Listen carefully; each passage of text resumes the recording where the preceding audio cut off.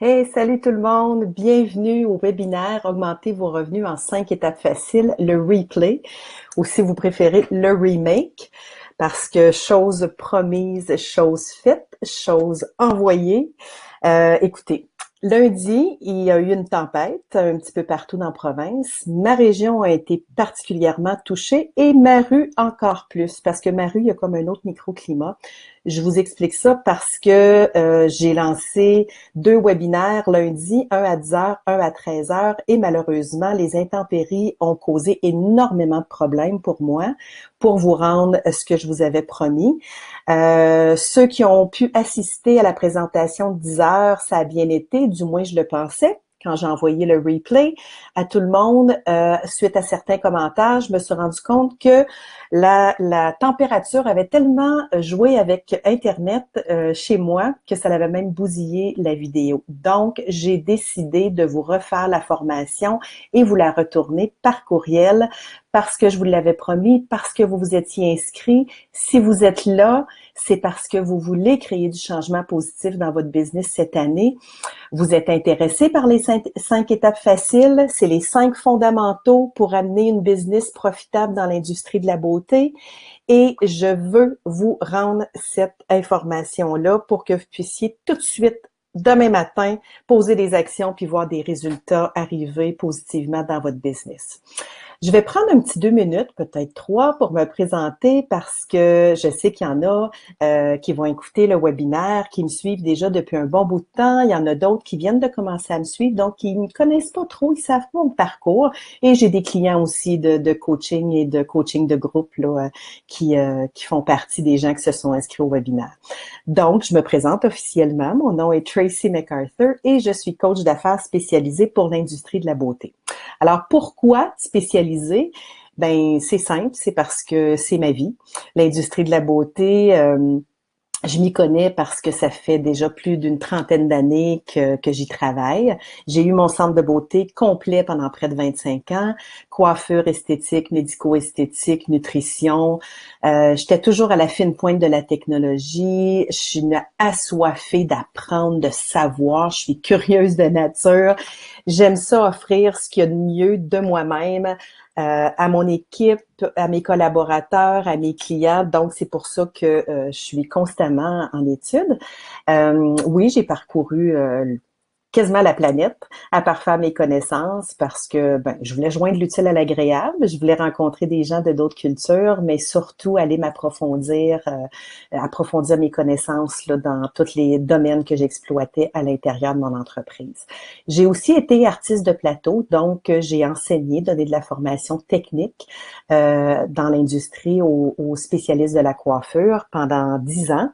Dans les années 90, début 2000, j'ai tripé ma vie à faire ça. Vraiment, ça m'a tellement apporté. Ça m'a aussi aidé en tant qu'entrepreneur parce que souvent on est toute seule. Ça m'a aidé à m'élever, à avoir encore plus confiance en moi, puis à relever des défis qu'autrement, je pense que j'aurais jamais su que j'étais capable de faire. Mais la vie aussi, j'ai choisi d'être maman. Donc en 2002, mon fils est né. J'avais eu une fille en 2002, mon fils, en 2003, 2004, je continue à faire du plateau, mon fils sait pas trop c'est qui sa maman, je suis très impliquée, je fais des tournées nationales, je suis partie toutes les fins de semaine, donc j'ai fait, ok, j'ai choisi d'être maman, je vais être maman, parce que à travers l'entreprise, tous les départements que j'avais à gérer, l'équipe, mon chum, les enfants, euh, j'avais atteint puis accompli, je pense, qu'est-ce que je voulais aussi comme artiste de plateau. Donc, j'ai décidé de prendre ma retraite à ce moment-là et de vivre en tant que maman entrepreneur. Et là, ce qui m'amène à faire ce que je fais aujourd'hui, pourquoi j'ai choisi de faire ce que je fais, d'être coach spécialisé. En fait, j'ai vendu mon entreprise il y a 4 ans et puis j'étais déterminée vraiment à faire une différence dans l'industrie. Je dis aujourd'hui parce que je suis capable de vraiment connecter avec mon pourquoi. Et quand les gens me demandent, ben pourquoi t'as vendu? Pourquoi tu fais ça? Ça allait tellement bien, puis t'étais bonne, puis pourquoi? Ben parce que je crois sincèrement que toute ma vie, tout le cheminement de ma vie personnelle et professionnelle m'a amené à faire ce que je fais aujourd'hui. Qu'est-ce qui me l'a prouvé? Ben là, je vais vous raconter cette petite anecdote-là. Je vais vous la partager parce que je pense que vous allez, pour la plupart, vous allez raisonner avec ça. Et surtout, je veux vraiment vous transmettre ma propre expérience pour que vous compreniez que quand on est sur notre X, quand on fait ce qu'on est supposé de faire puis qu'on est déterminé, il n'y a rien au monde qui va nous ébranler. Puis je vous invite, même dans les temps de tempête ou de découragement, de garder espoir, de garder focus. Puis si là, votre cœur vous dit que vous êtes sur votre X, puis vous êtes là à faire ce que vous êtes supposé de faire, les choses vont se placer, je vous le dis. Je vous le dis parce que je l'ai vécu. Je l'ai vécu dans mon entreprise aussi parce que comme vous autres, j'ai pris des décisions qui ont été bonnes, moins bonnes. Mais vous savez, hein, c'est pas comment on tombe qui est important, c'est comment on se relève. Donc, la petite anecdote que je veux vous raconter, qui est un passage personnel, c'est qu'il y a plus de 2 ans, environ 3 ans, moi puis mon chum, l'amour de ma vie, le père de mes enfants, mon conjoint de vie, on a pris une décision de couple. Et la décision était la suivante. Parce que je voulais démarrer cette nouvelle entreprise-là de coaching, je devais développer ma clientèle, je devais créer toutes les modules, puis les trucs de formation, puis comment partager, puis suivre des formations pour rendre ça de façon pédagogique, l'enseignement, etc.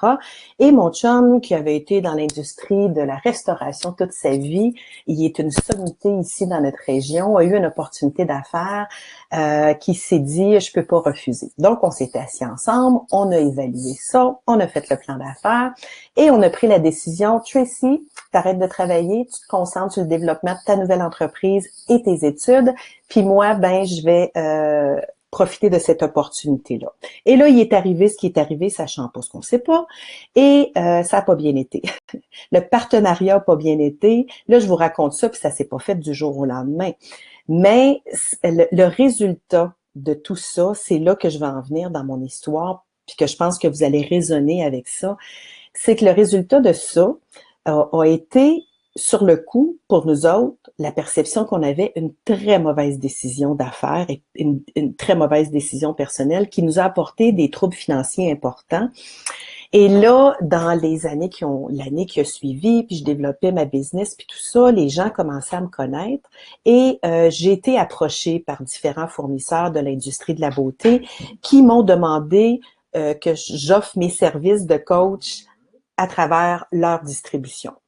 Et là, j'ai quand même plusieurs offres qui sont arrivées assez rapidement. J'en ai des intéressantes, des moins intéressantes, puis j'en ai eu même 2 dans les 6 chiffres. Et si je vous partage ça, c'est pas par prétention, c'est parce que je veux vous dire pourquoi j'ai refusé. Je les ai toutes dit, sans exception, merci, mais non merci, même si j'avais besoin de sous, parce que ma réponse, c'était, je peux pas être exclusif à un distributeur puis servir un certain nombre d'entrepreneurs dans l'industrie qui équivaut à un très petit pourcentage parce que je suis là pour aider tout le monde. Puis si j'aide tout le monde, puis je réussis à faire à faire de ma mission une différence positive dans l'industrie, tout le monde va être gagnant là-dedans. Je voulais vous raconter cette petite histoire-là parce que malgré les défis que j'ai pu rencontrer dans le développement de ma nouvelle business, les troubles financiers que j'ai pu rencontrer, ma mission pour moi était tellement plus grande que nature. Elle était tellement présente que j'ai dit, je vais y arriver, je vais rester focus, je vais être déterminée, je vais finir par faire une différence. Et là, je suis en train de développer puis en train de faire ça et ça me nourrit chaque jour. Je tripe ma vie à faire ce que je fais. Donc, maintenant que vous me connaissez, vous savez mon pourquoi, vous savez que je suis connectée à ma mission, je vais vous dire un petit peu à quoi vous allez vous attendre, à quoi vous pouvez vous attendre pendant le webinaire, la formation. En fait, les 5 étapes faciles, pourquoi? Ben, premièrement, parce que je vous connais, je suis là, je connais votre quotidien par cœur, j'y ai passé puis je le vis encore. Et j'ai pu retirer les 5 plus grands défis qui se sont avérés, en fait, c'est drôle puis c'est pas drôle parce que c'est la réalité, se sont avérés être directement reliés aux 5 fondamentaux d'une business beauté profitable.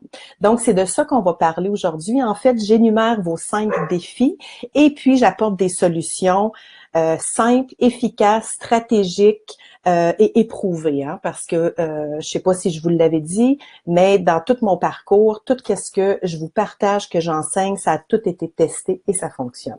Maintenant, ça fonctionne si vous décidez de l'intégrer, de le mettre en action et d'avoir de la constance dans ces stratégies-là.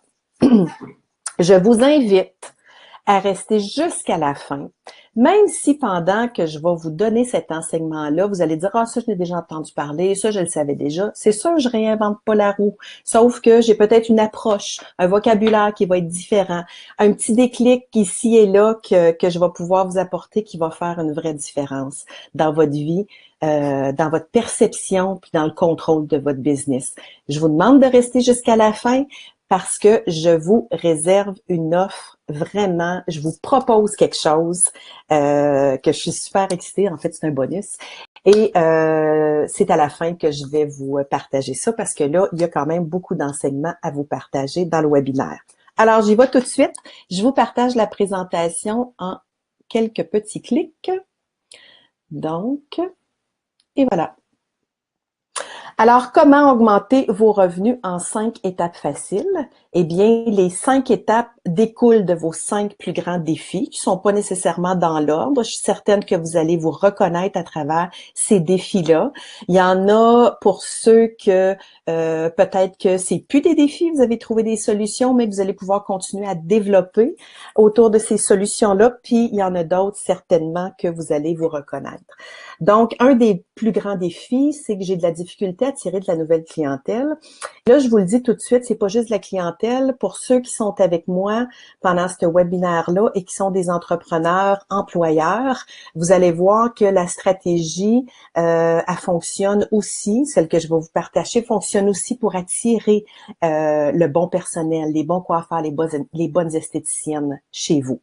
Je ne suis pas en contrôle de mes revenus. Ça, je vous dirais que c'est vraiment, je pense, à l'unanimité.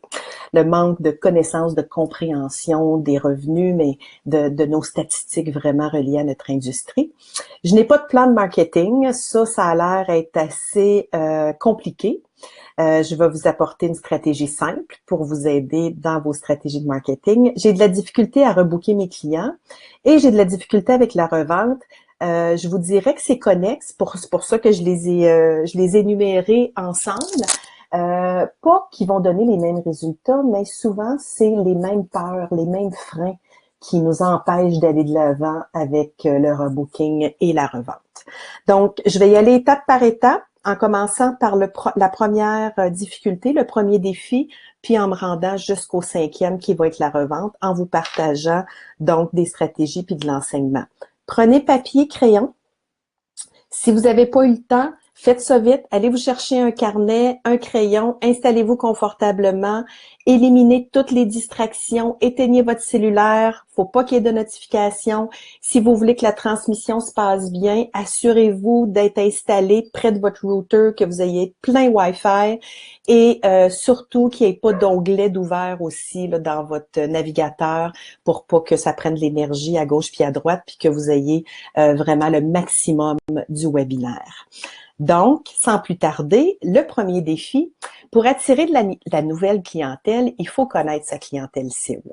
OK? Vous allez m'entendre des fois parler dans le temps, puis parce que j'ai passé par là, puis c'était dans le temps, c'était différent, c'est pas comme aujourd'hui. Aujourd'hui, il faut être très niché, il faut être très ciblé, il faut réduire l'entonnoir. Quand on a quelque chose à communiquer, il faut vraiment communiquer non seulement de façon précise sur une chose, mais cibler un type de clientèle. Parce qu'il faut comprendre en partant que plus que votre audience est grande, puis moins ciblée elle sera.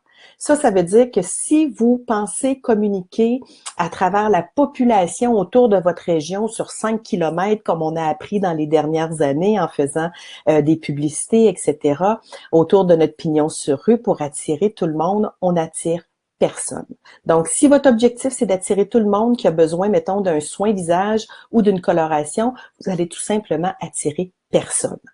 Donc, la première question à vous poser pour commencer à déterminer votre stratégie, puis être très ciblé, c'est quoi votre expertise?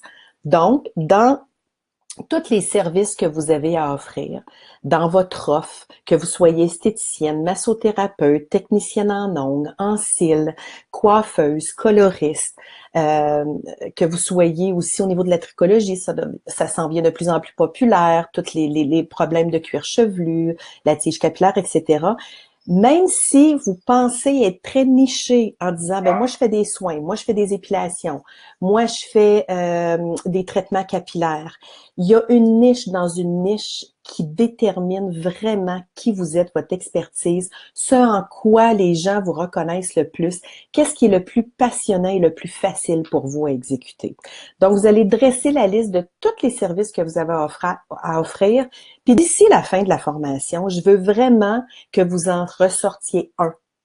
Pas deux, pas trois, un service que vous vous sentez vraiment expert ou que vous voulez que les gens vous reconnaissent. Donc, là, j'énumère des exemples, mais il y en a une panoplie. Vous êtes coiffeur, peut-être que, tu sais, vous faites de la coupe, de la mise en pli, du cheveu court, du cheveu long, de l'homme, des mèches, des corrections de couleurs, des tendances, etc. Mais peut-être que c'est les blonds qui ressortent. C'est ça votre expertise. Vous êtes coiffeuse, styliste, coloriste, experte pour les blonds. Peut-être que c'est les mèches. Peut-être que c'est la coupe pour homme qui vous passionne, hein, la nouvelle tendance barber. Peut-être que c'est les cheveux longs, les chignons. Peut-être c'est la perte de cheveux. Vous êtes esthéticienne, ben peut-être que c'est les soins anti-âge. Peut-être que c'est les soins ados, l'acné. Peut-être que c'est les poils, un IPL, un laser, de l'électrolyse, des nouvelles technologies en épilation, de l'éducation. Peut-être que c'est le corps, la cellulite, la circulation, etc. Mais vous comprenez que dans tous les services que j'ai énumérés, c'est même pas le 8e de tout ce que vous offrez dans vos instituts, dans vos centres, mais je veux vraiment que vous ressortiez une expertise à travers ça. Et vous allez comprendre plus que je vais aller dans les étapes pour se rendre à cibler sa clientèle, va vous amener à élever votre notoriété puis attirer des clients de qualité et vous allez en attirer vraiment quand vous allez intégrer ces stratégies-là puis que vous allez communiquer clairement, vous allez voir, oups, les gens vont commencer à cogner à votre porte puis à faire sonner le téléphone puis envoyer des messengers. Donc, rejoindre sa clientèle cible, en fait, c'est qui vous voulez attirer. Une fois que vous avez ressorti votre expertise, ben là, vous le savez si vous voulez attirer des hommes, des femmes ou des ados ou des enfants. Certainement que si vous dites, ben moi, mon expertise, c'est les soins visage, anti-âge, ben on élimine déjà les enfants. Peut-être qu'on peut servir les hommes puis les femmes, mais on va cibler les femmes. Puis là, je vous le dis, tout de suite, je fais une petite parenthèse, même si vous pensez qu'en étant très, très, très spécifique, comme je vous l'enseigne, ça vous fait manquer des opportunités ou le potentiel de manquer des opportunités d'attirer des clients, détrompez-vous, c'est pas le cas. Vous allez attirer tout le monde que vous devez attirer. Vous allez en attirer des hommes quand même. Mais plus vous allez être spécifique, puis je vous le dis, c'est du marketing éprouvé, plus vous allez attirer de clients dans vos entreprises. Une fois que vous avez déterminé, donc, je vais prendre un exemple précis. Je suis esthéticienne, mon expertise, c'est les soins anti-âge. Je veux attirer des femmes. Si mon expertise, c'est des soins anti-âge, ben, j'attirerai pas ou je voudrais pas cibler des étudiants ou des travailleurs. Je veux cibler des professionnels. Le groupe d'âge sera pas de 18 ans à 30 ans. Il va probablement être de 35-40 ans à 55-60 ans. La moyenne salariale, elle sera pas travailleur à salaire minimum ou à 15 de l'heure. Elle va être 45-50 000 et plus. Et c'est quoi les besoins spécifiques de cette clientèle cible-là? Bien, souvent, ils veulent avoir des résultats pour hier. Ils ont des rides, des ridules, des taches qui ont commencé à ressortir, la laxité commence à se faire voir, etc. Donc, vous allez pouvoir établir les besoins spécifiques et là, votre modèle de marketing, de communication commence à se dessiner de façon claire et précise. Et là, vous allez créer ce qu'on appelle notre avatar. Alors, c'est quoi notre avatar? Vous avez sûrement déjà entendu ce terme-là. C'est de créer un personnage, en fait, qui ressemble vraiment à notre clientèle cible qu'on veut attirer dans nos centres, dans nos instituts. Alors, pour ce faire, la meilleure façon, vous allez vous transposer. Là, vous allez vous imaginer avec les étapes que vous allez avoir fait depuis le début, vous allez commencer à vous imaginer quelqu'un de précis, un personnage humain très précis. Alors, qu'est-ce que cette personne-là recherche? Vous savez déjà que c'est une femme, que c'est une professionnelle, qu'elle a 45 ans, puis qu'elle veut travailler ses tâches puis ses ridules. Vous savez déjà ça, OK? Donc, vous avez déjà commencé à visualiser cette personne-là. Et d'après vous, là, cet avatar-là, est-ce qu'il va rechercher un prix? Je pense pas. Est-ce qu'il va rechercher des résultats rapides? Je pense que oui. Fait que là, vous allez identifier ça. Est-ce qu'il va rechercher un expert? Je pense que oui aussi. Vous allez donc identifier ça. Est-ce qu'il va rechercher des résultats durables? Peut-être, mais c'est peut-être pas ça qui va ressortir le plus. Est-ce qu'il va rechercher une proximité?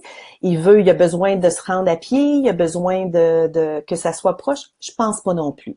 Est-ce qu'il va rechercher une notoriété? Je pense que oui. Est-ce qu'il va rechercher des produits reconnus? Oui, peut-être. Mais en même temps, si vous avez une notoriété, puis une expertise, puis vous avez un bon sens de communication, vous allez être capable d'y vendre n'importe quelle gamme de produits que vous avez parce que vous y croyez, puis vous avez des résultats à offrir avec cette gamme-là. Un horaire flexible, plus ou moins. Je pense pas que ça va être directement relié à cet avatar-là. La fine pointe de la technologie, sûrement. Donc déjà, vous avez un personnage qui commence à être de plus en plus clair. Et là, une fois que ça a été établi, ça a été mis sur papier, là, vous allez vous faire entendre en misant sur le résultat. C'est ce qui est le plus important. Vous allez partager les bénéfices de ce que vous avez à offrir, que ce soit des produits ou des services. Qu'est-ce qu'ils vont faire? Vous allez partager votre talent unique, votre expertise.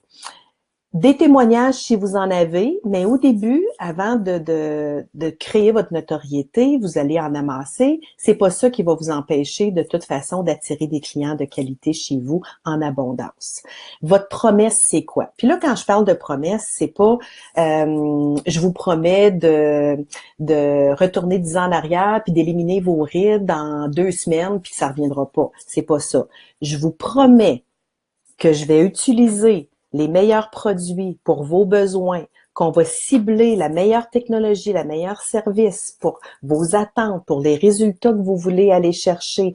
Je vous promets de vous faire un programme, de vous prendre en charge, de m'assurer que vous allez aller chercher les meilleurs résultats que vous vous attendez avec tout ce que j'ai à vous offrir.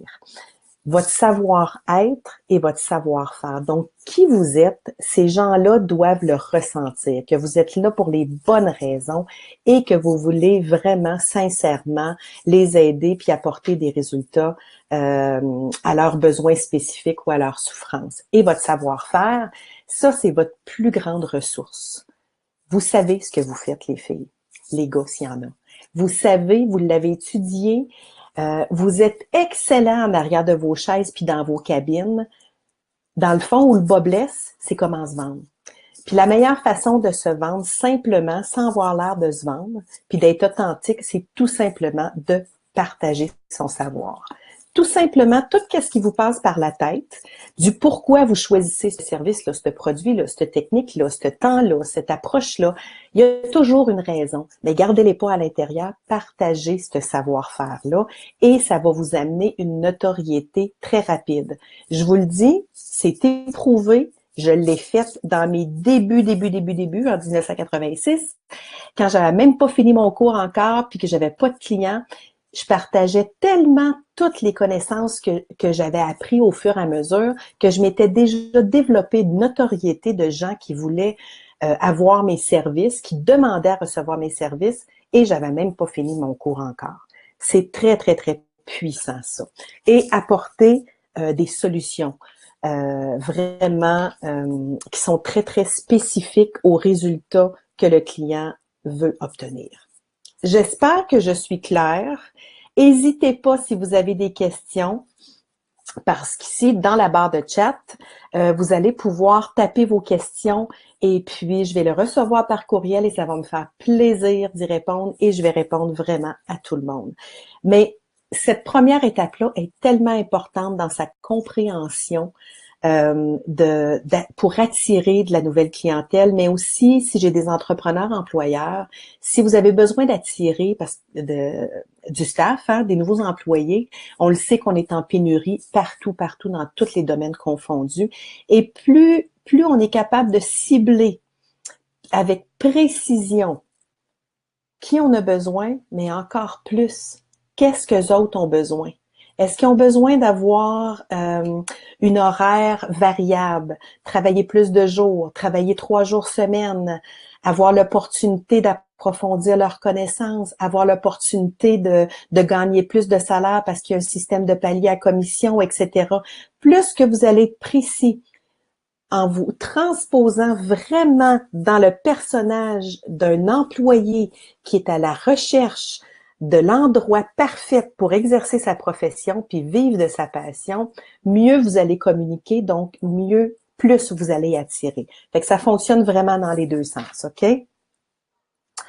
Ensuite, pour un maximum de revenus, il s'agit de comprendre comment l'argent rentre. On comprend sommairement comment que l'argent rentre parce qu'on comprend notre chiffre d'affaires. En fait, on le comprend pas, on est capable de le voir. J'ai rentré tant d'argent aujourd'hui, cette semaine, ce mois-ci, puis à la fin de l'année. Comprendre comment l'argent sort, ben je sais que mon loyer me coûte tant, puis je sais quand je reçois mes factures, faut que je les paye. Comprendre son budget et le respecter, c'est vraiment là qu'on va travailler. Et j'ai une approche ultra simplifiée à vous partager qui va se faire en 4 étapes faciles. Comment planifier quotidiennement. Parce qu'une fois que vous avez compris votre budget, que vous voulez le respecter, vous allez avoir fait des projections, vous êtes fixé des objectifs et il faut absolument avoir une planification quotidienne. Là. Pas hebdomadaire, pas mensuelle, pas trimestrielle quand on envoie nos enveloppes au comptable, puis surtout pas annuelle après qu'on a réalisé qu'on est en déficit quand on a quand on a finalisé notre rapport d'impôt. Planifiez quotidiennement ce que vous devez faire pour vraiment rejoindre vos objectifs et ensuite mesurer vos résultats pour être capable de vous ajuster. Est-ce que ma stratégie ou ce que j'ai planifié cette semaine, ça a fonctionné? Comment est-ce que je pourrais mesurer que c'était la bonne chose pour moi? Que je devrais peut-être continuer à être constant puis m'attarder ou modifier, tweaker, changer ou complètement abandonner puis essayer autre chose. C'est en mesurant les résultats qu'on est capable de savoir, d'avoir des réponses à tout ça. Alors, comprendre ce que vous devez faire chaque jour pour atteindre vos résultats désirés, c'est comprendre comment que l'argent rentre. C'est très simple, il y en a 4 dans chaque étape. Inventez-en pas d'autres, il n'y en a pas d'autres, OK? L'argent, elle va rentrer à travers votre rendement, à travers votre moyenne de facture, à travers le pré-booking et à travers la revente. Puis je vais vous l'expliquer plus en profondeur dans les autres acétates. Comment l'argent sort? Elle sort par les salaires. Et là, que vous soyez travailleur autonome ici ou que vous ayez des employés, que vous soyez un entrepreneur employeur pas incorporé, je veux que vous vous mettiez dans la colonne salaire, s'il vous plaît. OK? Parce que c'est vraiment ça qui va faire en sorte que vous allez savoir où est-ce que vous vous en allez personnellement au niveau salarial au fur et à mesure que les semaines et les mois vont avancer et que vous allez être capable de bien budgéter et de comprendre vraiment votre entreprise au niveau financier. Donc, les salaires sont les dépenses, est la dépense la plus importante avec les achats de produits. Vous allez le voir plus tard, ça représente 65, 68, 70, 72% maximum de vos dépenses, de votre chiffre d'affaires dans notre industrie. Ensuite, ben, il y a le loyer qu'on peut pas passer à côté. La dette, si vous en avez, peut-être que vous avez des locations achats, peut-être que vous avez des amortissements sur des améliorations locatives, etc. Et les frais fixes. Alors, comment comprendre l'argent? Ici, c'est votre état des résultats. Quand le comptable vous envoie un bilan à la fin de l'année, c'est beaucoup plus explicite puis compliqué. On a de la misère à comprendre tout leur jargon. C'est un peu comme les notables, les avocats quand ils nous parlent. Quand le comptable ou le fiscaliste nous présente un bilan, il se doit de nous l'expliquer en détail, mais on s'y perd un peu. Où est-ce que vous allez vous retrouver puis que vous allez être capable de contrôler vos finances tout au long de l'année, c'est avec vos états des résultats. Et un état des résultats, c'est très simple, c'est comprendre comment que l'argent rentre, comment que l'argent sort, et c'est en 4 étapes. La première, c'est votre chiffre d'affaires. Si votre comptable fait vos états des résultats et qu'il met tout dans le même pot, puis qu'il appelle ça un chiffre d'affaires, je vais vous demander de lui demander de le décortiquer. Parce que votre chiffre d'affaires, là, dans l'industrie de la beauté, c'est vos ventes de services, c'est vos ventes de produits. Et là, j'ai mis des revenus de location parce qu'il y en a plein d'entrepreneurs qui ont des revenus de location, des revenus contractuels. Mais il faut comprendre, ça fait partie de l'argent qui rentre, mais ça fait pas partie de votre chiffre d'affaires. Ça se comptabilise pas de la même façon, ça se budgète pas de la même façon, puis ça se contrôle pas de la même façon. Mais je veux que vous le voyez, OK? Mais ce qu'il va falloir demander à votre comptable, c'est vraiment de séparer les trois. Vous voulez comprendre comment l'argent rentre en service, comment elle rentre en produit et comment elle rentre en revenu de location. Ensuite, les dépenses, c'est partagé en 2 catégories. Vous avez les frais directs puis les frais indirects. Les frais directs, le mot le dit, c'est directement relié à votre chiffre d'affaires, à votre rentrée d'argent. Si vous n'avez pas de masse salariale, vous pouvez pas avoir de chiffre d'affaires parce que n'oubliez pas, je vous ai demandé de vous inclure dans la masse salariale. Donc, si vous n'avez pas de masse salariale, ça veut dire qu'il n'y a personne qui travaille, même pas vous. Donc, c'est impossible de générer un chiffre d'affaires. Puis, si vous n'avez pas de produit, ben, vous pouvez pas faire de soins, d'épilation, de coloration, de mise en pli, de shampoing, etc. Puis, vous pouvez pas en vendre non plus. Donc, les 2 frais qui sont directement reliés à votre chiffre d'affaires sont les plus importants à contrôler. Les frais indirects, ben là, ça se divise en frais fixes puis en frais variables. Donc, c'est indirectement relié à votre chiffre d'affaires, ce qui veut dire que peu importe que vous soyez là en vacances, malade, fermé, en congé, ces frais-là fixes, indirects, continuent tout le temps d'être chargés. Votre loyer, là, c'est 24 heures sur 24, 365 jours par année. L'électricité, pareil. Les assurances, pareil. Il y a plein de frais qui sont fixes comme ça, que peu importe ce qui vous arrive ou ce que vous faites, vont toujours rester les mêmes. Après ça, vous avez vos frais variables. Mais là, on va rentrer la publicité, on peut rentrer les honoraires professionnels, toutes les choses que vous pouvez contrôler à petite, moyenne et grande échelle vont rentrer dans vos frais variables. Alors, c'est là que vous avez le plus de jeu pour ensuite arriver à la ligne d'en bas qui est votre bénéfice net avant impôt. Votre bénéfice net avant impôt, c'est tout simplement la mathématique entre le chiffre d'affaires puis les dépenses, donc qu'est-ce qui vous reste. Dans notre industrie, pour avoir une business profitable, on doit être à un minimum 8% de notre chiffre d'affaires jusqu'à 15%.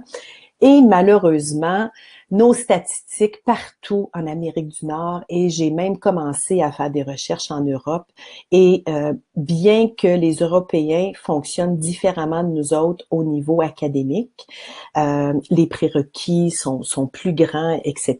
Il y a plus de renommée puis de reconnaissance en Europe en lien avec l'esthétique puis la coiffure, mais il reste que leurs défis sont les mêmes, la mathématique reste la même, les enjeux sont les mêmes.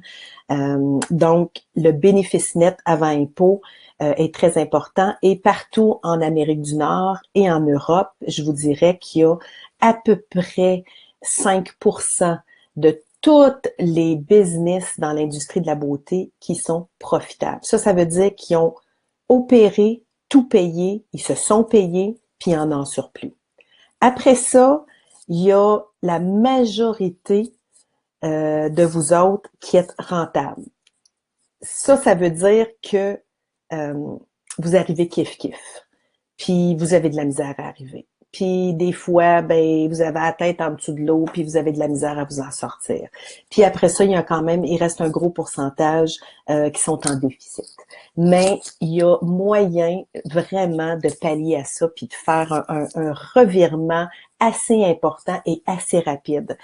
Je vous le dis, juste avec le webinaire que vous avez aujourd'hui, avec l'information que je vous transmets, si vous en choisissez une, deux, trois que vous allez pouvoir implanter rapidement, intégrer et comprendre, puis intégré dans votre business, vous allez voir vos chiffres monter, mais surtout, c'est le bénéfice net avant impôt en bas que vous voulez voir monter.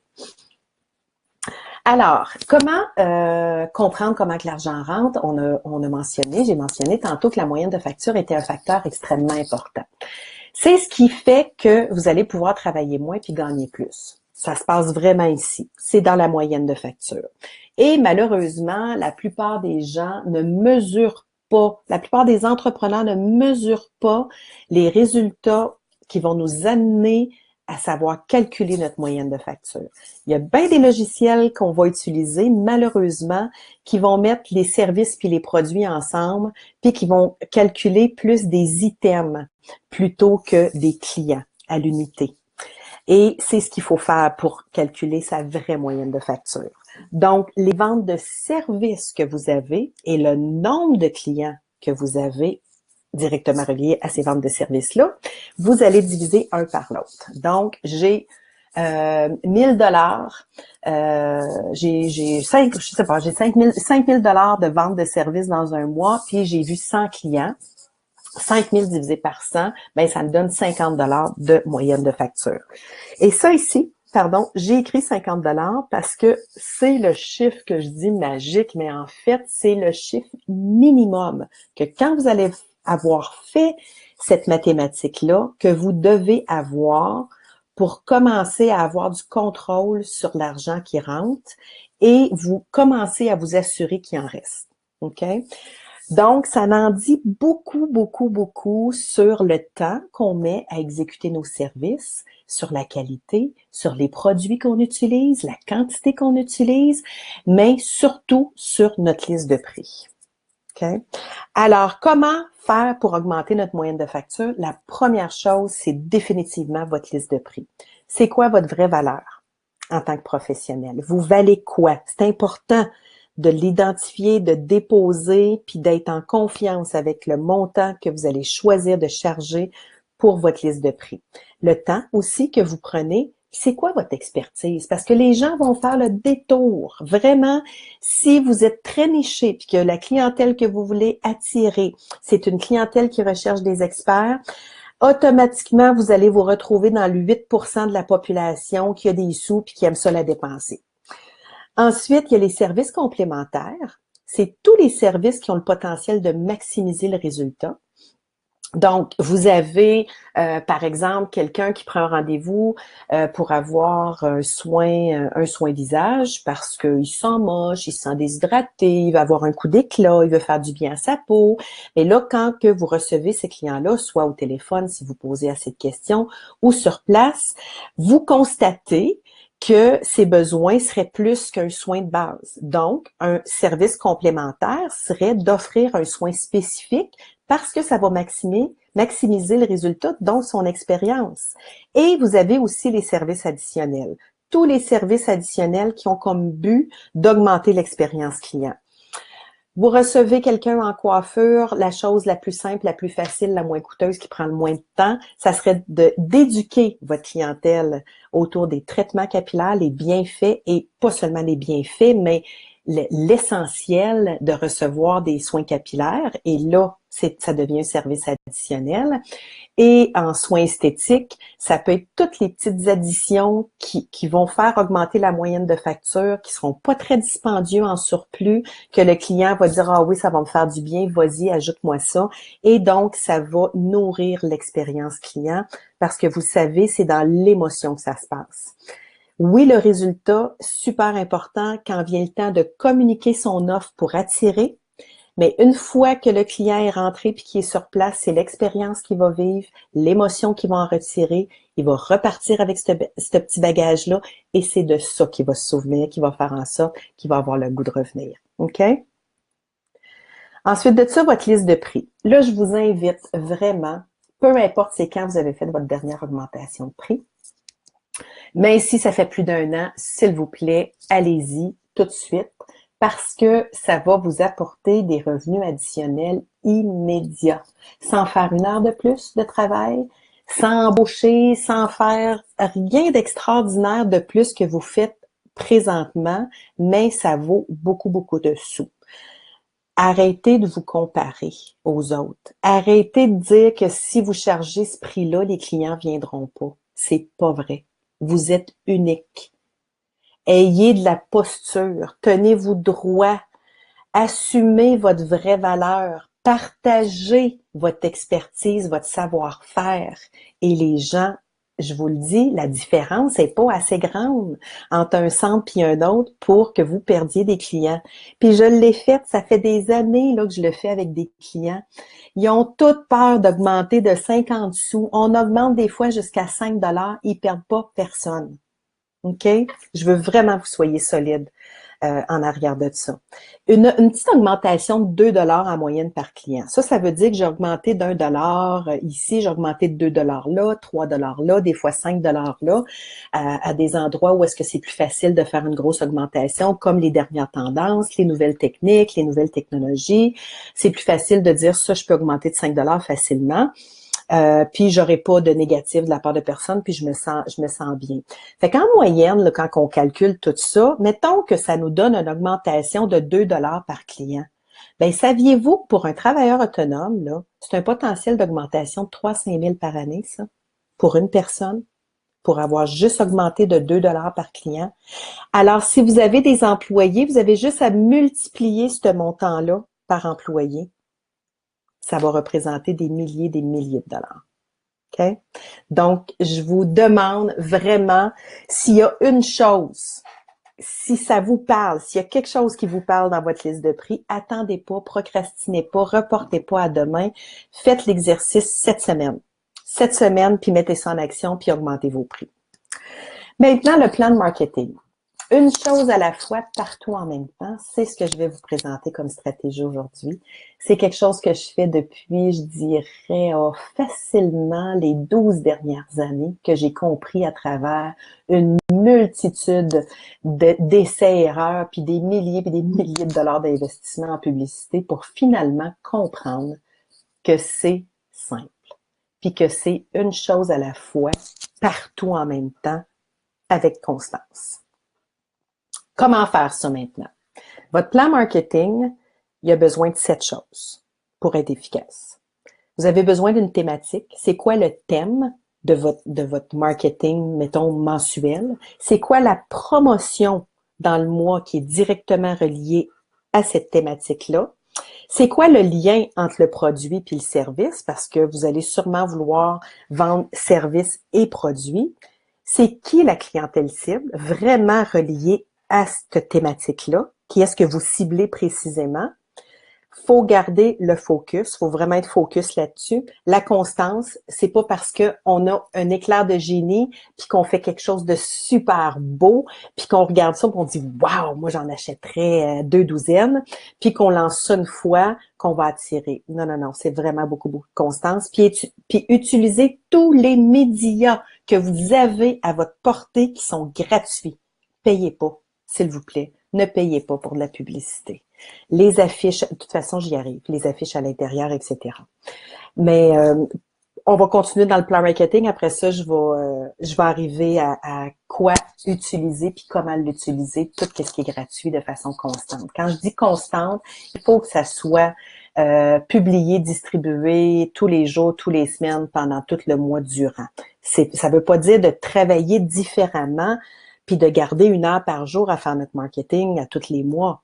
C'est juste d'être constant puis d'avoir pensé que faut que ça soit véhiculé, ce message-là, tous les jours. Donc, pour finaliser votre plan marketing, c'est quoi votre thème? Cheveux, visage, c'est un événement, peu importe. C'est quoi la promotion qui est en lien avec votre thème?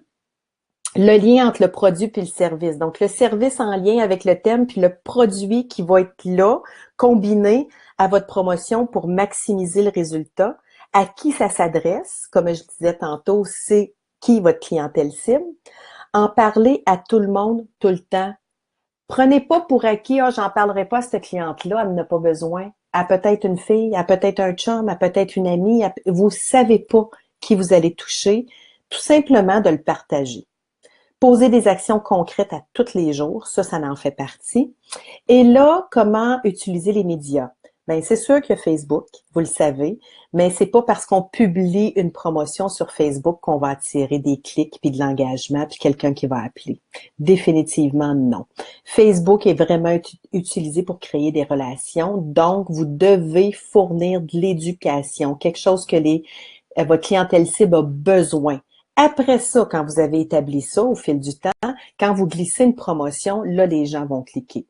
Les affiches à l'interne, ça fonctionne plus ou moins pour que le client dise « Hey, j'aimerais savoir ça ». Par contre, vous l'avez d'en face. Ça vous le fait penser. Ça fait penser à vos employés. Ça fait penser à vos travailleurs parce que vous les avez là. Ça mijote, ça cogite. Vous mettez une affiche au plafond, au-dessus des lavabos, dans la salle de bain, sur votre lit d'esthétique, dans un beau cadre, un beau plexiglas qui est déposé directement par-dessus la couverture. Le client est obligé de le prendre puis de le regarder pour le tasser. Les infolettres, mais les infolettres encore là. Si vous décidez d'utiliser ce média-là, soyez assidus, soyez constants. Faites écrire des infolettes à tous les mois qui vont être en lien avec le thème et la promotion mensuelle. Puis donnez de l'information. Faites pas juste vendre parce que vous allez diminuer le taux d'engagement de vos infolettes de la clientèle à qui vous l'envoyez. Des cartons d'invitation. Des fois, ça peut être juste un format carte d'affaires de la promotion du mois que vous faites imprimer en grosse quantité, puis vous en donnez à tout le monde. C'est pas que le client le reçoit puis qu'il le met dans sa sacoche qui est important. C'est que vous avez l'outil qui vous oblige à en parler, à l'introduire, à communiquer, à partager. OK? Des encarts sur votre poste de travail, ça fait la même chose à la réception, d'avoir un plexiglas, etc. Fait que vous comprenez, le but, c'est d'en parler tout le temps, d'utiliser toutes les formes de médias gratuits qui nous entourent, qu'on oublie parfois, pour rester focusé puis connecté à cette promotion-là. Essayez pas de vendre à tous les jours, à longueur de semaine, tous vos services, tous vos produits. Focussez sur une chose à la fois et puis partagez-la partout en même temps. Je vous garantis que ça fonctionne. Essayez-le une fois pendant une semaine.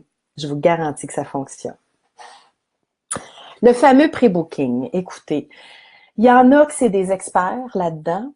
Il y en a qui ont plus de facilité parce que c'est directement relié à un service offert qui amène cette facilité-là. Il y en a plusieurs qui ont peur, qui ont l'air d'avoir l'air, qui ont peur, qui ont l'air d'avoir l'air, qui ont peur d'avoir l'air dans le besoin. Qui ont peur d'avoir l'air vendeur, à mettre de la pression, etc. Mais le pre-booking, en fait, là, c'est le contrôle de votre qualité de vie. La moyenne de facture, c'est ce qui va faire en sorte que vous allez travailler moins puis vous allez gagner plus. Mais le pre-booking, c'est ce qui va faire en sorte que vous allez choisir à quel moment vous travaillez. OK? Votre horaire de rêve, là, est directement relié à votre pre-booking. Ça, c'est pour vous. C'est votre motivation personnelle. Au-delà de ça, le pre-booking, c'est de rendre service à vos clients. Arrêtez de penser que vous essayez de vendre quelque chose. Dans le fond, là, vous faites juste communiquer à votre client. Je le sais, toi aussi, que tu es occupé. Tu as des enfants, tu travailles 40 heures, tu as un chum, tu sais pas où donner de la tête. Puis je te vois à tous les mois, à tous les 2 mois, peu importe, tu sais, de façon récurrente. Tu viens me voir pour tel service, ton pédicure, tes ongles, ta couleur. Pourquoi ne pas te libérer d'un stress? Parce que tu le sais, par exemple, qu'à tous les vendredis, 2 heures, tous les derniers vendredis de chaque mois à 2 heures, tu m'appelles de toute façon pour avoir un rendez-vous. Ça te tente pas qu'on libère ce stress-là parce que je le sais que tu es super occupé. On va planifier tes rendez-vous. Je vais te les confirmer. Tu n'auras pas à t'en soucier, tu n'auras pas à te préoccuper, puis tu n'arriveras pas à m'appeler à la dernière minute puis te rendre compte que je suis complète, puis là, tu es découragé, puis tu avais un événement en fin de semaine, puis tu as une repousse. Puis... Fait que voyez-vous ce que je vais en venir dans ma communication? Comment être capable de communiquer à notre client l'importance du rebooking pour qu'il ressente qu'on est en train d'y rendre service. C'est ça le but. Au-delà de ça, les chiffres parlent beaucoup aussi. Au moins 25% de votre chiffre d'affaires repose uniquement sur votre pré-booking. Uniquement. Ça, c'est statistique, calcul, ça a été prouvé, ça. Donc, si vous recevez 100 clients par mois, une moyenne de facture de 50 $, bien, vous perdez 15 000 $ par année.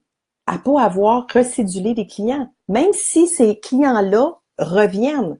Puis quand je parle de rebooking, là, je parle pas que si vous rebookez pas, vous perdez votre client. Non, c'est que sa fréquence est éloignée et ça vous fait perdre des sous. Si vous avez 3 employés, ben vous avez une perte de 45 000 par année. C'est énorme. On a parlé de la liste de prix. OK? Augmenter de 2 peut vous amener un travailleur autonome jusqu'à 5 000 de plus par année. Imaginez un entrepreneur avec des employés. Là, on a parlé de moyenne de facture. J'ai même pas fait le calcul. Si vous êtes à 20-25 de moyenne de facture, puis vous augmentez votre liste de prix, votre rendement, puis vous choisissez des services qui ont une marge de profit plus grande, puis vous arrivez à 50-60 comment ça va augmenter aussi votre marge de profit? Et là, le pré-booking en lui seul, comment il peut augmenter votre profit. Et là, la revente. Donc, les multiples facettes de la revente.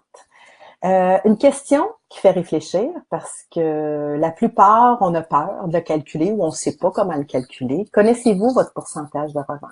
Quand on parle de pourcentage de revente, c'est la revente qu'on fait en lien qui est directement relié à nos ventes de services. Donc, si j'ai vendu pour 5 000 $ de services dans un mois et que j'ai vendu pour 1 000 $ de produits, c'est quoi mon pourcentage de revente? Je vais prendre 1 000 $, je vais le diviser par 5 000, ça va me donner un pourcentage. Ce pourcentage-là, je le veux à 20. Je vous le dis, là, je veux ça à 20 % quand vous allez faire l'exercice. Je le veux à 20 parce que je veux que ça soit rentable pour vous autres. Mais tapez-vous pas ça à la tête s'il est à 5, s'il est à 3, s'il est à 8, s'il est à 16. Parce que je le vois constamment. Alors, tapez-vous pas ça à la tête. Là, vous le savez. Fait que vous allez juste faire ce qu'il faut pour tranquillement, pas vite, l'augmenter. Il y en a pour qui j'ai travaillé à faire du coaching, qui ont eu des déclics rapides, puis j'ai vu des augmentations de 25, 35, 45 % en 2-3 mois. Il y en a d'autres, c'est plus progressif. L'important, c'est d'augmenter. L'important, c'est de comprendre. Comment vous faire comprendre pour vous aider dans la revente puis que vous n'ayez pas l'air vendeur? Ben en fait, comprendre que la revente, ça fait partie de l'expérience client aujourd'hui. Ça fait partie du service. Ça l'augmente l'expérience client. Pourquoi? Parce que contrairement à moi, quand j'étais plus jeune, puis j'ai commencé dans les années 80, vous comprendrez qu'il existait une mousse, un gel, puis un spray net. Un en atomiseur, puis un vapeau. Après ça, dans les années 90, il est arrivé la pâte. Ça a été wow! Je me souviens, c'est KMS qui avait inventé la pâte pour les cheveux. Et après ça, ça a fait boule de neige. Puis là, les gens sont au courant, sont éduqués, ils ont plein d'opportunités pour se procurer des produits. Puis dites-vous, avec les tendances d'aujourd'hui, à cause que tout le monde utilise des produits, hommes, femmes, enfants, visage, cheveux, c'est de 3 à 5 produits par personne. En plus, qu'il y a des statistiques qui disent encore que le budget familial, surtout pour la femme, pour ses soins personnels, est déjà encore aujourd'hui, même dans notre société qui éprouve des difficultés financières à bien des niveaux, ça fait encore partie de leur priorité. Fait que s'ils le prennent pas chez vous, de un, ils vont le prendre ailleurs, et de deux, c'est que votre service est tout simplement pas terminé. Le client, il a une seule chose en tête. Une fois qu'il a reçu sa couleur, sa coupe de cheveux, son soin, il veut faire perdurer ce résultat-là à la maison. Mais vous êtes les meilleurs, puis les mieux placés pour l'éduquer, pour recommander, puis pour y décrire comment utiliser ces produits pour maximiser les résultats. Et c'est votre signature. Dans le temps, c'était la coupe de cheveux, c'était la nuque, c'était le cocooning, c'était la serviette chaude, c'était ça la signature. Aujourd'hui, je vous le dis, c'est le produit, la signature. Au-delà de ça, ça va fidéliser votre clientèle. Fait que si vous avez un pourcentage de rebooking qui est plus faible, dites-vous que si votre revente, elle augmente, ben vous allez avoir quand même un retour de votre clientèle qui va être plus importante. Encore là, la mathématique ne ment pas, les statistiques sont là. L'importance de la revente pour la fidélisation de la clientèle, c'est que le service est tout simplement pas terminé, si le client sait pas quoi faire par la suite.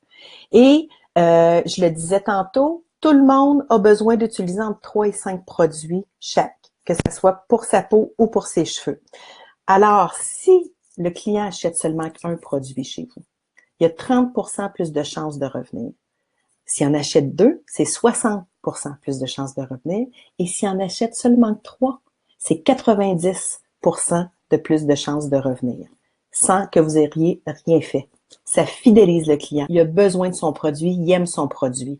Et à tous les mois, parce qu'il en utilise au moins de 3 à 5, le temps qu'il renouvelle ses produits, c'est certain qu'à tous les mois, il devrait repartir avec un produit. Fait que ça va augmenter votre revente, votre pourcentage de revente sur vos services, qui a un impact direct sur votre bénéfice net avant impôt, et ça augmente la fidélisation de votre clientèle qui vous permet, après, quand que vous posez des actions pour attirer plus de clients, de développer votre clientèle. OK? Toute une suite logique, tout un effet de domino qui vient tout s'emboîter quand on comprend the big picture. Et là, j'ai fait le tour des 5 étapes, j'ai fait le tour des 5 fondamentaux, des 5 stratégies. C'est sûr que c'est un webinaire d'1 heure. C'est beaucoup de blabla de ma part. Certains, il y a beaucoup à comprendre à l'intérieur de chacune de ces étapes-là, c'est sûr, pour bien les maîtriser.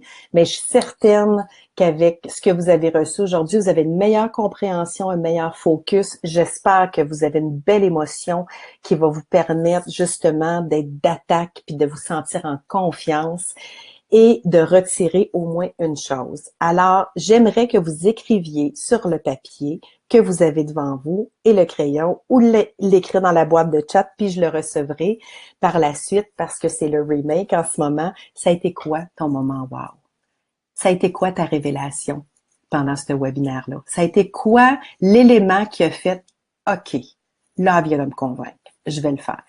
Donc, c'est quoi la stratégie? Je veux que tu en choisisses une, que tu l'écrives puis que tu la mettes en action demain matin. Ça, c'est comme quand on va en formation. On va en formation, on reçoit, on est excité, on est heureux, on est wow, puis là, on arrive, bang, dans le quotidien, les clients, les imprévus, puis finalement, ce qu'on a appris, on le met pas à profit. On ne le pratique pas, on l'offre pas, et ça fait juste finalement partie des formations qu'on est allé chercher, mais qui n'ont pas fait vraiment de différence dans notre business.